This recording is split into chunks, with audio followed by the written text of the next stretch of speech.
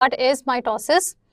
सबसे पहले देखते हैं कि व्हाट इज माइटोसिस। माइटोसिस एक हमारे पास डिवीजन है जो कि same number of chromosome ensure करती है फ्रॉम सेल टू सेल, और हमारे पास ये हैप्लॉइड सेल्स के अंदर भी हो सकती है, डिप्लॉइड सेल्स के अंदर भी हो सकती है। So we can say virtually all types of cells के अंदर हमारे पास यूकैरियोटिक सेल्स के अंदर माइटोसिस इज देयर। अगर हम हैप्लॉइड सेल की एग्जांपल लें, लेट्स से कि अगर किसी सेल के अंदर 10 नंबर ऑफ क्रोमोसोम्स हैं, हैप्लॉइड सेल है, तो हमारे पास आफ्टर माइटोसिस 2 सेल्स बनेंगे और दोनों जो हैं हैप्लॉइड होंगे with 10 number of chromosomes. Likewise अगर हमारे पास कोई डिप्लॉइड सेल्स है विद 46 क्रोमोसोम्स और अगर वो माइटोसिस से गुजरेगा, माइटोसिस के रिजल्ट में 2 सेल्स विल बी प्रोड्यूस और दोनों के अंदर क्रोमोसोम नंबर सेम होगा। सो वी वुड से कि पेरेंट सेल से डॉटर सेल के अंदर हमारे पास जो क्रोमोसोम का नंबर है that is kept constant by the process of mitosis. Mitosis जो है इसको स्टार्ट करने से पहले, इसके फेजेस डिस्कस करने से पहले हम ये डिस्कस कर लेते हैं यहाँ पर कि इंटरफेज माइटोसिस से पहले हो चुका है, क्योंकि माइटोसिस जो है ये माइटोटिक फेज़ है, डिवाइडिंग फेज़ है। इससे पहले सारी एक्टिविटीज़ जो हैं इंटरफेज में हो चुकी हैं, जिसके अंदर हमने कहा G1 फेज़ होगा, S फेज़ होगा और G2 फेज़ होगा। उसके बाद अब हम देख लेते हैं कि माइटोसिस जो है हमारे पास वैसे तो एक कॉन्टीन्यूअस प्रोसेस है, लेकिन हम इसको 2 मेन स्टेजेस के अंदर डिवाइड कर देते हैं वर्चुअली।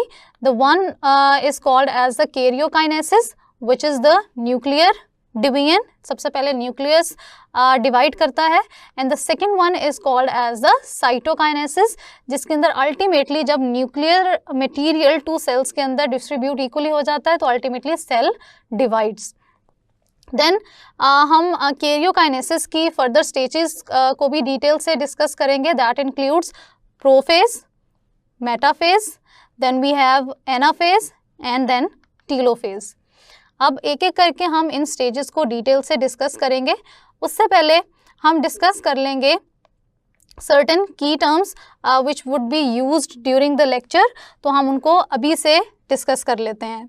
फर्स्ट थिंग इज़ कि जब हमारे पास माइटोसिस स्टार्ट होता है, प्रोफेज स्टार्ट होता है, तो उसके अंदर सर्टेन चेंजेस आ रहे होते हैं सेल के अंदर। One of them is the development of bipolarity of the cells. By bipolarity of the cells what do we mean?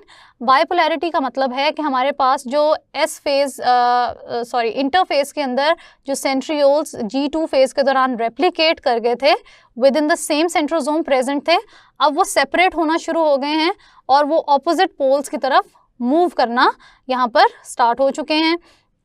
और अगर हम इसको यहाँ पर ड्रॉ करें तो हमारे पास लेट्स से कि ये हमारे पास सेल है और यहाँ पर जो सेंट्रियोल्स हैं हमारे पास रेप्लिकेटेड वंस, वो सेपरेट होना शुरू हो जाएंगे and they will start moving towards opposite pole. Opposite poles पर सेंट्रियोल्स का माइग्रेट करना is called as the bipolarity of the sales.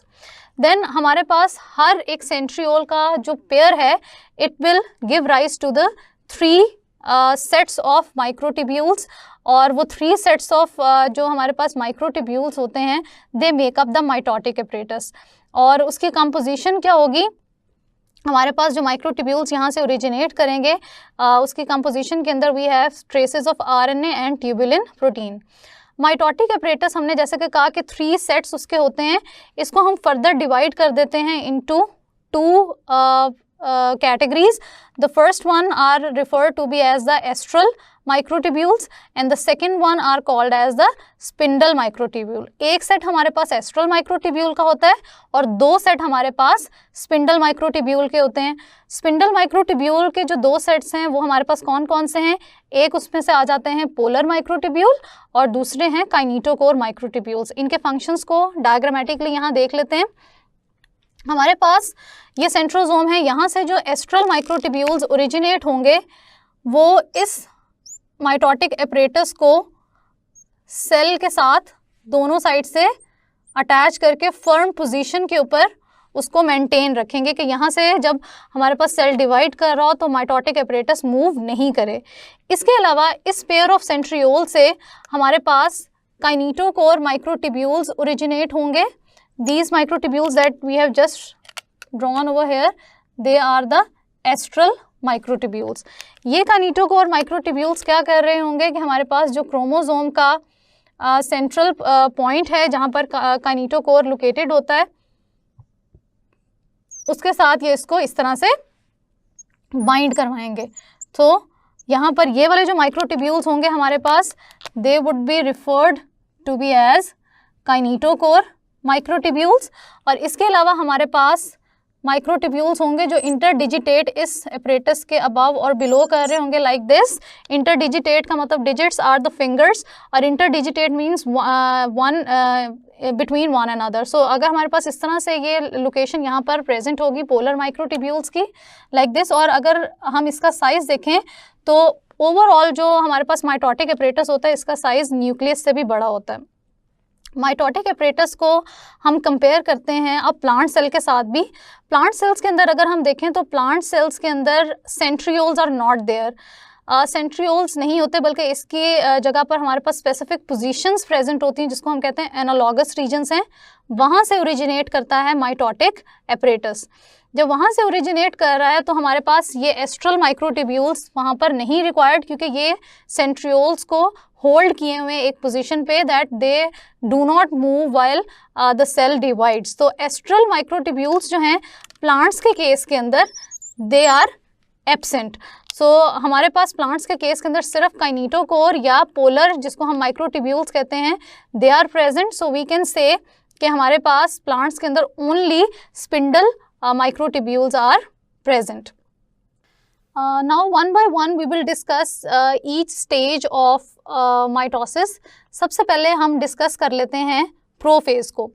अब प्रोफेज हमारे पास वो फर्स्ट फेज है जिसके अंदर हम क्रोमोसोम्स को विजुअलाइज कर सकते हैं, क्योंकि इंटरफेज के अंदर chromosomes were not visible, they were in the form of chromatin network. तो अगर हम देखें यहाँ पर तो जो पहला चेंज यहाँ पर आ रहा है वो क्या है कि हमारे पास जो क्रोमेटिन नेटवर्क है it has started changing into the chromosome, क्योंकि वो कंडेंस होना शुरू हो गया। And bye the end of prophase it would be highly condense structure and it can be visualised. Interphase के अंदर हम इसको इलेक्ट्रॉन माइक्रोस्कोप के साथ भी नहीं देख सकते, बस हिस्टोलॉजिकल स्टेन्स के साथ हम इसको आइडेंटिफाई कर सकते हैं कि yes here some nuclear material is located. Otherwise उसको विजुअलाइज नहीं किया जा सकता। विजुअलाइज हम उसको by the end of prophase कर सकते हैं। अब यहाँ पर प्रोफेज के अंदर जो हमारे पास अगर आप देखें अल्टीमेटली जो लेंथ है क्रोमोसोम्स की, स्टार्ट के अंदर जो थी क्रोमोसोम जब कंडेंस होना शुरू होते हैं तो उसका लेंथ जो है that is about 0.25 to 50 micrometres.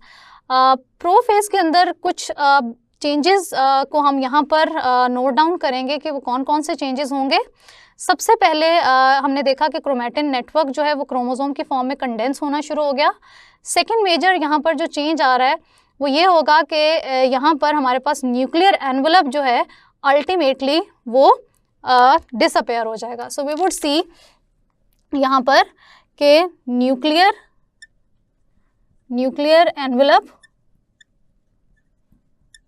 Envelope जो है हमारे पास इट विल डिसअपेयर, रिमूव हो जाएगा। जब हमारे पास न्यूक्लियर मटेरियल एनवलप डिसअपेयर होगा सो व्हाट वुड हैपन, जितने भी हमारे पास न्यूक्लियर कंटेंट्स हैं, ऑल द न्यूक्लियर कंटेंट्स क्या करेंगे, they will become part of the cytoplasm. Cytoplasm में आ जाएंगे, ड्यू टू विच वी से कि हमारे पास साइटोप्लाज्म जो है उसकी विस्कोसिटी इंक्रीज हो जाती है। साइटोप्लाज्म बिकम विस्कस क्योंकि उसके अंदर सारा न्यूक्लियोप्लाज्म जो है वो भी मिक्स हो जाता है। देन इस फेज़ के अंदर हमारे पास न्यूक्लियोलस जो है वो भी डिसअपेयर हो जाता है। और न्यूक्लियोलस डिसअपेयर होकर कहाँ जा रहा होता है, क्योंकि क्रोमोसोम, हमने ये भी साथ साथ याद रखना है कि क्रोमोसोम कंडेंस हो रहा है। जब क्रोमोसोम कंडेंस हो रहा होता है तो it also wraps nucleolus with it. अगर आपने क्रोमोसोम्स और डीएनए चैप्टर के अंदर क्रोमोसोम की डायग्राम को क्लियरली विजुअलाइज किया हो तो यू मस्ट हैव सीन कि क्रोमोसोम के अंदर हमारे पास दो तरह की कॉन्स्ट्रिक्शंस जो हैं दे हैव बीन शोन। एक हमारे पास ये जो सेंटर में है this is called as the centromere. Centromere के लिए हमारे पास टर्मिनोलॉजी प्राइमरी कॉन्स्ट्रिक्शन भी यूज होती है, प्राइमरी कॉन्स्ट्रिक्शन।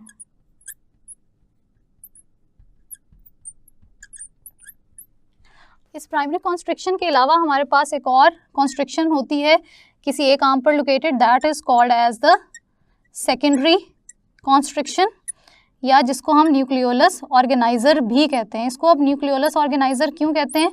क्योंकि हमारे पास जब क्रोमैटिन नेटवर्क कंडेंस होकर क्रोमोसोम की फॉर्म ले रहा होता है तो साथ ही जो हम कहते हैं कि न्यूक्लियोलस डिसअपेयर हो गया, वो असल में इस क्रोमोसोम के कंडेंसेशन के दौरान इसी के अंदर वाइंड हो जाता है और अल्टीमेटली जब ये डीकंडेंस होगा तो वो रिलीज हो जाएगा from this constriction. Therefore this secondary constriction is also called as nucleolar organiser. अब हम इसको वीडियो के थ्रू देख लेते हैं प्रोफेज के डिफरेंट स्टेप्स को कि क्या क्या फेजेस हैं। प्रोफेज, मेटाफेज, एनाफेज और टीलोफेज, हमारे पास 4 फेजेस हैं। प्रोफेज को हम डिस्कस करने लगे हैं। क्रोमोसोम्स यू कैन सी कि वो न्यूक्लियर एनवेलप के अंदर हैं और एस फेज की वजह से उसके 2 सिस्टर क्रोमेटिड्स हो चुके हैं और न्यूक्लियर एनवेलप में वो लोकेटेड हैं। और एक और चीज़ आप देख सकते हैं यहाँ पर कि हमारे पास जो सेंट्रियोल्स हैं अब वो ऑपोजिट पोल्स की तरफ मूव करना स्टार्ट करेंगे, जिसको हम कहते हैं कि वो बायपोलैरिटी जो है वो डेवलप हो रही है। सो सेंट्रियोल्स बायपोलैरिटी डेवलप करेंगे और साथ ही माइटोटिक स्पिंडल निकलना शुरू हो जाएंगे, उसमें से ओरिजिनेट होना शुरू होंगे और न्यूक्लियर एनवेलप आप देखें कि डिसऑर्गेनाइज हो गया, जिसकी वजह से हमारे पास सारे के सारे जो कॉन्टेंट्स हैं वो न्यूक्लियर एनवेलप से बाहर आ गया। Now we will discuss second phase of mitosis, that is called as the metaphase. Metaphase के ऊपर हमारे पास माइटोसिस के अंदर जो क्रोमोसोम्स हैं वो लाइन अप हो जाते हैं सेंटर पे, जिसको हम कहते हैं कि वो माइटोटिक प्लेट या इक्वेटोरियल प्लेट जो है वो बना देते हैं। अब हमारे पास जिस तरह डिप्लॉयड सेल्स ह्यूमन की एग्जांपल लें कि हमारे पास 46 क्रोमोसोम्स होते हैं और अगर वो सोमेटिक सेल्स जिस तरह अगर वो माइटोसिस करते हैं तो मेटाफेज के ऊपर वो 46 के 46 क्रोमोसोम्स लीनियर वे में अरेंज हो जाते हैं, जबकि मियोसिस के अंदर हमारे पास वो 46 क्रोमोसोम्स जो हैं वो पेयर्स की फॉर्म के अंदर 23 पेयर्स की फॉर्म में अरेंज होते हैं। तो ये एक माइटोसिस और मियोसिस का डिफरेंस है हमारे पास कि सब क्रोमोसोम्स लीनियर वे में सेंटर पे अरेंज हो जाएंगे।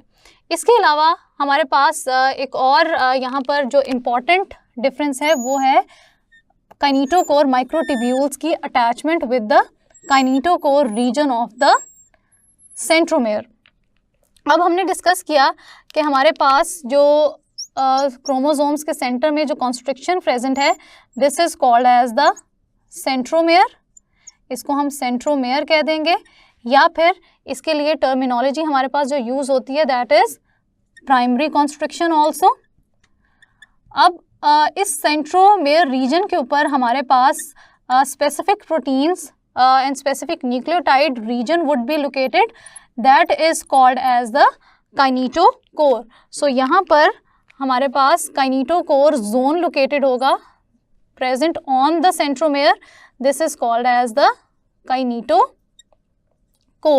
काइनेटोकोर हमारे पास वो जोन है जहाँ पर हमारे पास जो काइनेटोकोर माइक्रोट्यूब्यूल्स हैं वो दोनों साइड से आकर अटैच होंगे। So kinetochore microtubules of the mitotic apparatus will attach at this kinetochore portion, जिसकी वजह से अल्टीमेटली हमारे पास जो है later on chromosomes will separate.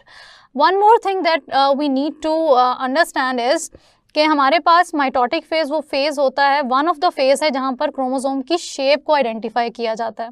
आपने ये याद रखना है कि सबसे पहले क्रोमोसोम जो विजुअलाइज किए जा सकते हैं वो end of the pro phase हैं, और सबसे पहले हम क्रोमोसोम की जो शेप्स को आइडेंटिफाई कर सकते हैं वो है मेटाफेज प्लेट, जब क्रोमोसोम्स हमारे पास सेंटर में अलाइन हो चुके होते हैं। देन हम यहाँ पर देख लेते हैं कि हमारे पास वीडियो के थ्रू भी इसको देख लेते हैं कि इक्वेटोरियल प्लेट और मेटाफेज प्लेट किस तरह से हमारे पास ओरिजिनेट होती है। और आपने साथ में ये भी नोट करना है कि हमारे पास एक काइनेटोकोर के ऊपर हमारे पास 2 काइनेटोकोर माइक्रोट्यूब्यूल्स इस क्रोमोसोम के साथ अटैच्ड हैं।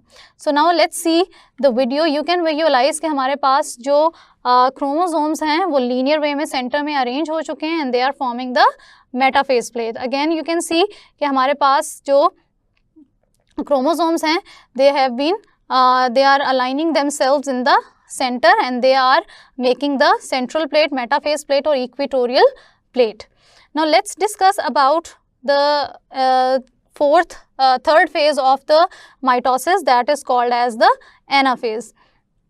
एनाफेज हमारे पास सबसे ज़्यादा क्रिटिकल फेज़ है माइटोसिस का, ये आपने याद रखना है। इसलिए हम इसको क्रिटिकल फेज़ कहते हैं क्योंकि ये वो फेज़ होता है जिसके दौरान जो सेल है उसके क्रोमोसोम्स ने डिस्ट्रीब्यूट होना है इनटू डॉटर सेल्स। तो अगर इस फेज़ के अंदर कोई एबनॉर्मेलिटी होगी then it would lead towards the abnormal cell formation, जिसके अंदर हमारे पास जेनेटिक मटीरियल इक्वली डिस्ट्रीब्यूटेड नहीं होगा। अब यहाँ पर हम दो काइनेटोकोर, दो जो हमारे पास माइटोटिक एपरेटस के कंपोनेंट्स हैं स्पिंडल्स, उनके रेफरेंस से डिस्कस करेंगे। One of them is called as the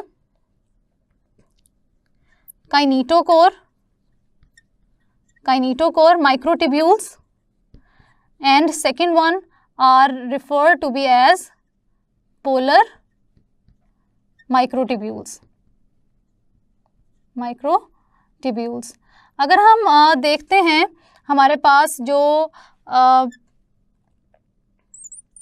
kinetochore microtubules हैं, तो काइनेटोकोर माइक्रोट्यूब्यूल्स कॉन्ट्रैक्ट कर रहे होंगे towards their respective pole. So what happens is they will contract kinetochore microtubules, जो कि यहाँ पर हम देख सकते हैं कि वो काइनेटोकोर के साथ अटैच्ड हैं। जब ये कॉन्ट्रैक्ट करेंगे टुवर्ड्स देयर रिस्पेक्टिव पोल्स, तो ये हमारे पास इस क्रोमोसोम्स के ये जो सिस्टर क्रोमेटिड्स हैं यहाँ से इसको सेपरेट कर देंगे। So sister chromatids get separated during the anaphase of mitosis. और पोलर माइक्रोट्यूब्यूल्स की जब हम बात करते हैं तो पोलर माइक्रोट्यूब्यूल्स इलोंगेट करते हैं।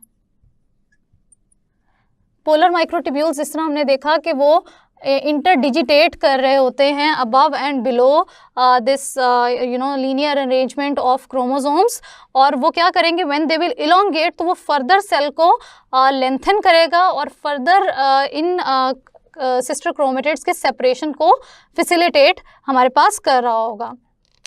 अब हम इसको एक चीज़ आपने और याद रखनी है यहाँ पर कि एनाफेज हमारे पास वो फेज़ है माइटोसिस के अंदर भी जिस तरह हम सेल शेप को विजुअलाइज कर सकते हैं, और हम एनाफेज के अंदर भी सेल्स की शेप्स को विजुअलाइज कर सकते हैं। माइटोसिस में यूजुअली हमारे पास क्रोमोसोम्स की शेप्स को विजुअलाइज कर सकते हैं। मेटाफेज के अंदर हमारे पास यूजुअली क्रोमोसोम आई शेप के अंदर होते हैं, लीनियर अरेंजमेंट उनकी होती है।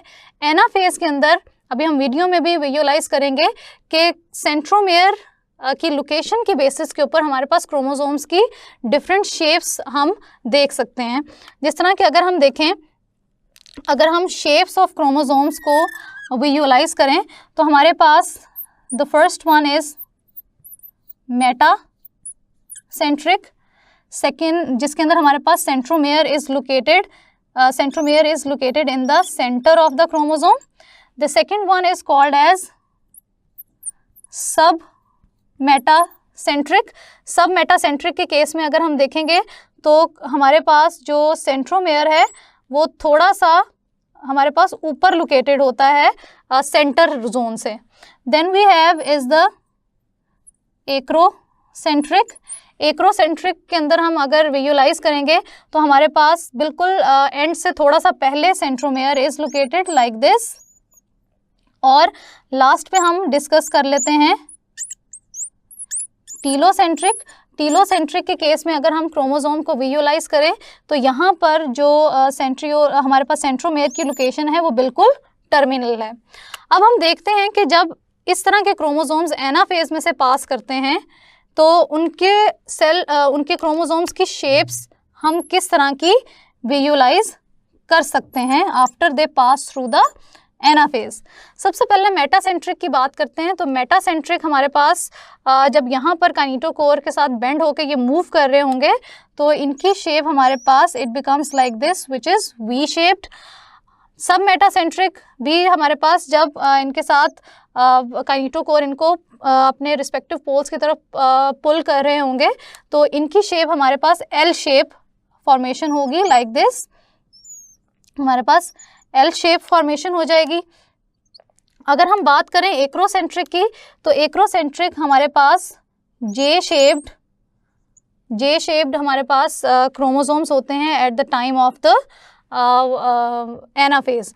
और टीलोसेंट्रिक देखें तो टीलोसेंट्रिक हमारे पास आई फॉर्म में ही लोकेटेड होते हैं। सो ये हमारे पास डिफरेंट शेप्स हैं क्रोमोसोम की। This is the V shape, this is L shape, this is J shaped and this is called as the I shaped.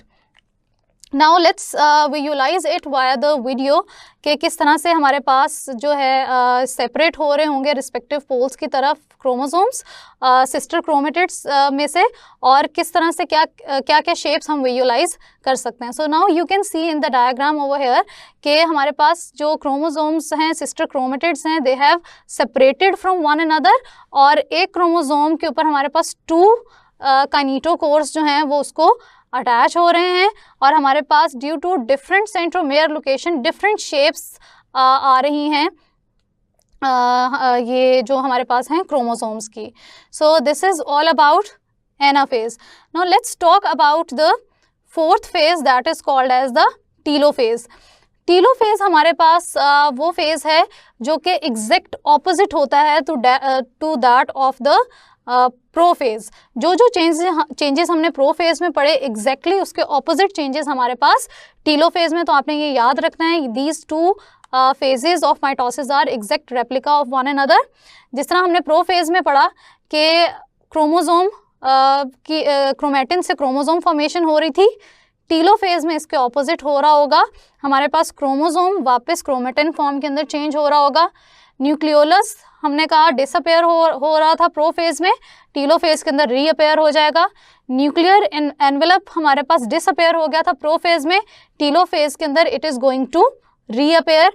इसी तरह माइटोटिक अपरेटस वहाँ पर फॉर्मेशन स्टार्ट हो गई थी, जबकि यहाँ पर टीलोफेज के अंदर माइटोटिक अपरेटस की फॉर्मेशन, जो माइटोटिक अपरेटस है वो डिसइंटीग्रेट होना स्टार्ट हो जाएगा, और बाय द एंड ऑफ हमारे पास जो टीलोफेज है माइटोटिक अपरेटस जो है कम्प्लीटली डिसइंटीग्रेट हो जाएगा। एंड पर हमारे पास एस्ट्रल्स जो हैं एस्ट्रल माइक्रोट्यूब्यूल्स वो स्टे करेंगे, और उसके बाद वो भी हमारे पास डीजनरेट हो जाएंगे। Then we are going to let's see it via short animation over here कि किस तरह से हमारे पास जो काइनेटोकोर हैं वो फर्दर और ज़्यादा कॉन्ट्रैक्ट करते हैं, और हमारे पास जो ये क्रोमोसोम्स हैं वो बिल्कुल ऑपोजिट पोल्स की तरफ मूव कर जाते हैं। टीलोफेज जो है इसका एंड जो है it start leading it towards cytokinesis. So telophase को हम बेटर अंडरस्टैंड कर सकते हैं अगर हम इसका नेक्स्ट फेज जो कि साइटोकाइनेसिस है उसको डिस्कस करें। साइटोकाइनेसिस हमने कहा था सेल की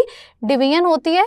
एनिमल सेल्स के अंदर अगर हम देख रहे हों तो सेल की डिवीजन किस तरह से हो रही होगी कि सबसे पहले हमारे पास एस्ट्रल माइक्रोट्यूब्यूल्स जो कि अभी भी प्रेजेंट हैं by the end of telophase, they will start signalling the centre most portion of the cell that is in the dividing state.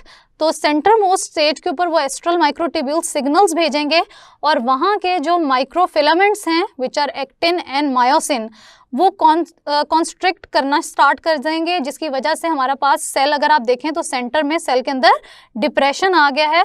That depression is called as cleavage furrow, और cleavage furrow आहिस्ता आहिस्ता it will start deepening down and ultimately 2 cells will get separated from one another. तो animal cells की हम इसको animation के through भी देख लेते हैं यहाँ पर कि हमारे पास जिस तरह ये 2 सेल्स हैं, आप देखें कि इसके अंदर कॉन्ट्रैक्टाइल रिंग बन गया है एक्टिन और मायोसिन जो कि माइक्रोफिलामेंट्स हैं उनकी वजह से, और ultimately this ring will deepen down और हमारे पास 2 cells will get separated from one another. Next हम डिस्कस करेंगे साइटोकाइनेसिस इन प्लांट्स।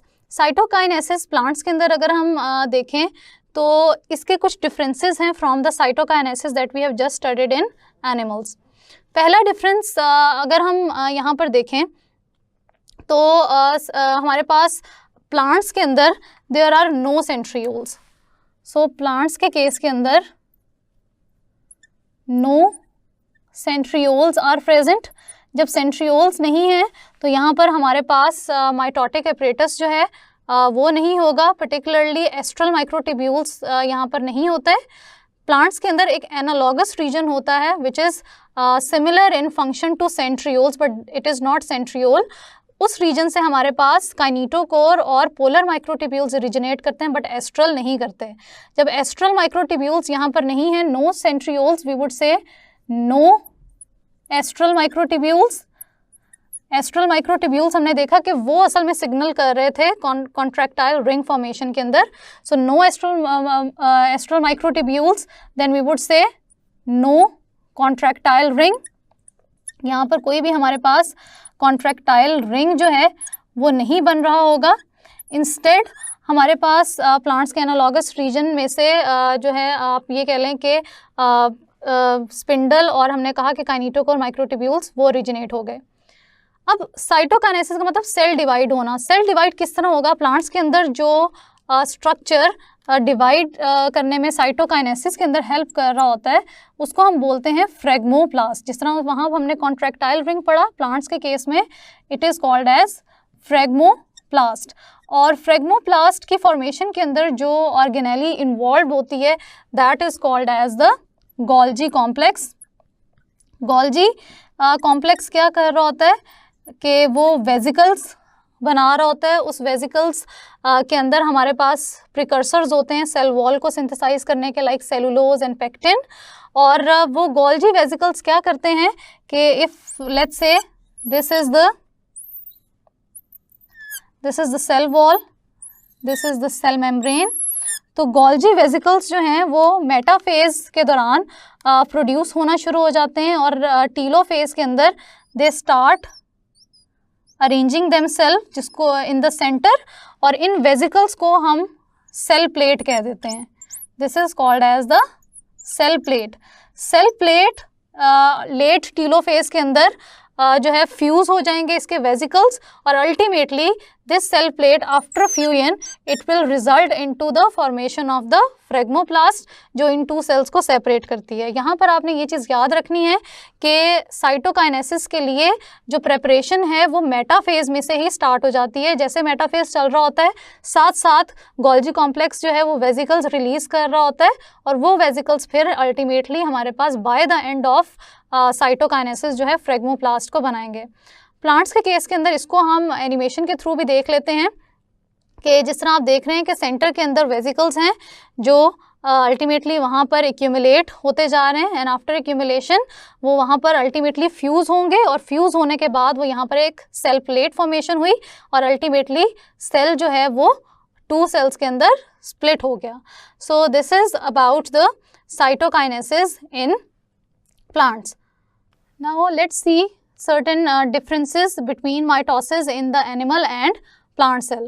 Animal और plant cell के differences के अंदर सबसे पहला difference देखते हैं that is of the centrioles. जैसा कि हमने discuss किया कि animals के case के अंदर centrioles are present, जबकि plants के case के अंदर higher plants के अंदर they lack centrioles. नेक्स्ट हम डिफरेंस देखेंगे माइटोटिक एपरेटस. माइटोटिक एपरेटस हमने देखा कि एनिमल्स के अंदर क्योंकि सेंट्रियोल्स होते हैं तो इसके माइटोटिक एपरेटस के अंदर एस्ट्रल और स्पिंडल माइक्रोट्यूब्यूल्स दोनों होंगे, जबकि प्लांट्स के केस के अंदर अगर हम देखें तो प्लांट्स के केस के अंदर हमारे पास सिर्फ और सिर्फ स्पिंडल माइक्रोट्यूब्यूल्स होंगे, astral microtubules would be absent. Next हम डिफरेंस देख लेते हैं that is of the spindle formation.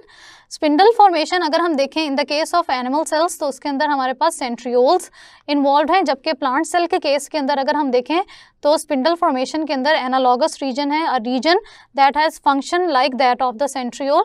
तो वहाँ से हमारे पास जो है स्पिंडल माइक्रोट्यूब्यूल सिर्फ ओरिजिनेट कर रहे होंगे.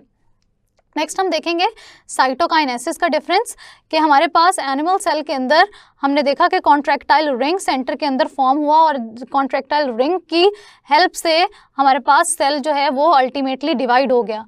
प्लांट्स के केस के अंदर अगर हम देखें सो प्लांट के केस के अंदर हमारे पास फ्रेगमोप्लास्ट बनी, और फ्रेगमोप्लास्ट की हेल्प से प्लांट सेल जो है वो 2 सेल्स के अंदर डिवाइड हो गया. देन ऑर्गेनेलिस देख लेते हैं. Organelles in case of animal cells जो साइटोकाइनेसिस के अंदर रेफरेंस से हम ये ऑर्गेनेलिस डिस्कस कर रहे हैं इन्वॉल्व हैं, दैट इज़ साइटोस्केलेटन, जिसके अंदर हमने देखा कि वो जो कॉन्ट्रैक्टाइल रिंग्स बन रहे थे they were with the help of microfilaments means actin and myosin. और इसी तरह से हमारे पास जो गोल्जी एपरेटस है, ये गोल्जी कॉम्प्लेक्स है, ये हमारे पास प्लांट्स के अंदर फ्रेगमोप्लास्ट को बनाने के अंदर हेल्प कर रहा होगा. देन डिफरेंस देख लेते हैं चेंज इन सेल शेप के रेफरेंस से। अगर हम सेल शेप ओवरऑल देखें ड्यूरिंग साइटोकाइनेसिस तो हमने देखा कि एनिमल सेल पिंच इनवर्ड हो रहा था और उसकी शेप चेंज हो रही थी जब वो डिवाइड कर रहा था, जबकि प्लांट्स के केस के अंदर ओवरऑल सेल का जो शेप था it did not get change. Next हम देख लेते हैं सर्टेन शॉर्ट क्वेश्चंस को डिस्कस कर लेते हैं। मल्टीपल चॉइस क्वेश्चन के अंदर सबसे पहला शॉर्ट क्वेश्चन डिस्कस करते हैं, shape of a chromosome can be determined during. हमारे पास यहाँ पर 4 ऑप्शंस हैं, that is alpha option is prophase and telophase. So prophase के अंदर हमारे पास अभी क्रोमोसोम कंडेंस होना स्टार्ट हो रहे हैं और कंडेंस कुछ हद तक हो भी जाते हैं, बट क्लियरली हम जो शेप है उसको विजुअलाइज कर सकते हैं in the metaphase and in the anaphase. जबकि टीलोफेज के अंदर जो है वो तो प्रोफेज का रिवर्स होता है, उसके अंदर अगेन क्रोमेटिन नेटवर्क बन रहा होता है। तो यहाँ पर हमारे पास हम उस ऑप्शन को सिलेक्ट करेंगे that would have metaphase and anaphase. तो if we see over here, so beta option would be correct over here, that includes metaphase and anaphase. Now let's move to the MCQ number 2 that states that cell X has undergone mitosis. What will be the amount of DNA in cell X when it will be in the state of the mitosis metaphase? अब cell X जो है let's say कि वो उसके अंदर mitosis हो रही है और हमने कहा कि मेटाफेज के अंदर उसके अंदर अमाउंट ऑफ DNA कितनी होगी। सो इसको कैलकुलेट करने के लिए हमारे पास यहाँ पर देख लेते हैं कि सेल X है और लेट्स से कि this is the one chromosome that cell X has, और इसके अंदर जो अमाउंट ऑफ DNA है दैट इज सिंगल DNA। जब ये हमारे पास S फेज में से गुजरा तो इसने अपने क्रोमेटिड को रेप्लिकेट किया और यहाँ पर हमारे पास जो DNA मटेरियल है वो भी रेप्लिकेट हो चुका होगा।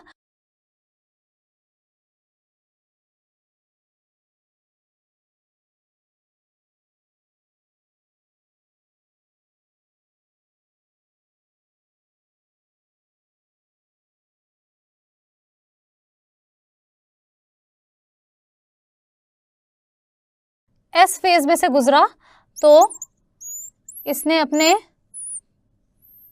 क्रोमेटिड को रेप्लिकेट किया और यहाँ पर हमारे पास जो DNA मटेरियल है would be correct over here, that includes metaphase and anaphase. Now let's move to the MCQ number 2 that states that cell X has undergone mitosis. What will be the amount of DNA in cell X when it will be in the state of the mitosis metaphase? अब cell X जो है let's say कि वो उसके अंदर mitosis हो रही है और हमने कहा कि मेटाफेज के अंदर उसके अंदर अमाउंट ऑफ DNA कितनी होगी। सो इसको कैलकुलेट करने के लिए हमारे पास यहाँ पर देख लेते हैं कि सेल X है और लेट्स से कि this is the one chromosome that cell X has, और इसके अंदर जो अमाउंट ऑफ DNA है दैट इज सिंगल DNA। जब ये हमारे पास S फेज में से गुजरा तो इसने अपने क्रोमेटिड को रेप्लिकेट किया और यहाँ पर हमारे पास जो DNA मटेरियल है वो भी रेप्लिकेट हो चुका होगा। सो सेल X जब हमारे पास S फेज में से गुजरा वो रेप्लिकेटेड है और मेटाफेज प्लेट पे ये इसी तरह से सेंटर पे लोकेटेड है। तो इसके अंदर अगर आप ओरिजिनल सेल के साथ कंपेयर करें तो अमाउंट ऑफ जो DNA है इट हैज़ बिकम डबल्ड, क्योंकि इसके अंदर क्रोमेटिड्स हमारे पास डबल हो चुके हैं। सो लेट्स सी कि हमारे पास क्या ऑप्शंस हैं। हमारे पास अल्फा ऑप्शन है कि 2 टाइम्स हो जाएगा विच इज़ करेक्ट। हमारे पास बीटा ऑप्शन है कि हाफ हो जाएगा ओरिजिनल सेल के कंपैरिजन में विच इज़ रॉन्ग। देन हमारे पास है कि इतना ही रहेगा which is also wrong because cell has undergone S phase. इसी तरह से हमारे पास है कि 3 टाइम्स ज़्यादा हो जाएगा which is again wrong. Now let's discuss third MCQ over here which states that most critical phase of mitosis is. तो हमारे पास यहाँ पर 4 ऑप्शंस हैं। सबसे क्रिटिकल फेज वो होता है जिसमें क्रोमोसोम्स ने सेग्रीगेट करना हो, सेपरेट होना हो इनटू 2 रिस्पेक्टिव सेल्स, जिसकी वजह से हम देखेंगे कि वो कौन सा फेज होगा। Obviously that phase is the anaphase. So Charlie option would be correct option over here, जिसके अंदर हमारे पास क्रोमोसोम्स जो हैं वो सेग्रीगेट कर रहे हैं। Let's talk about the fourth MCQ, which states that events of which two phases of mitosis are opposite to one another. तो हमने देखा कि हमारे पास प्रोफेज और टीलोफेज जो है वो हमारे पास दोनों ऑपोजिट होते हैं टू वन अनदर. तो यहाँ पर हमारे पास correct option would be Charlie option, that is telophase and prophase. Next देख लेते हैं MCQ number 5th. In plants gametes are formed by. So plants के अंदर जो गैमीट फॉर्मेशन है, गैमीट फॉर्मेशन प्लांट्स के अंदर is by the help of mitosis. Plants के अंदर गैमीट्स जो स्पोर्स जो हैं वो मियोसिस से बन रहे होते हैं, जबकि गैमीट्स प्लांट्स के अंदर माइटोसिस के रिजल्ट में बन रहे होते हैं. एनिमल्स के अंदर इसके ऑपोजिट है. एनिमल्स के अंदर गैमीट्स मियोसिस के रिजल्ट में बन रहे होते हैं. So over here the correct option would B beta option.